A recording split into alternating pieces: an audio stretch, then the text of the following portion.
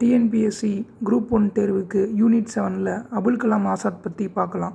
மௌலானா அபுல் கலாம் ஆசாத் அவர்கள் சவுதி அரேபியாவின் மெக்கா நகரில் நவம்பர் 11, 1888 பிறந்தார்.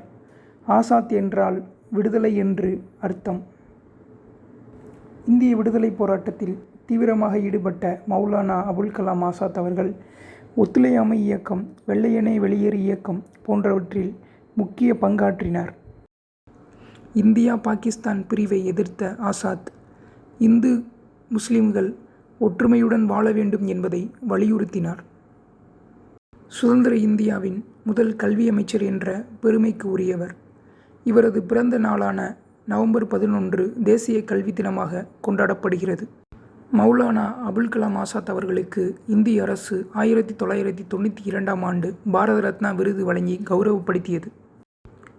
அல் ஹிலால் என்ற பத்திரிகையை நடத்திய Abul Kalam Azad India wins freedom, Ghubar-e-Khatir, Tazkirah, Tarjuman-ul Quran ஆகிய நூல்களை எழுதியவர்.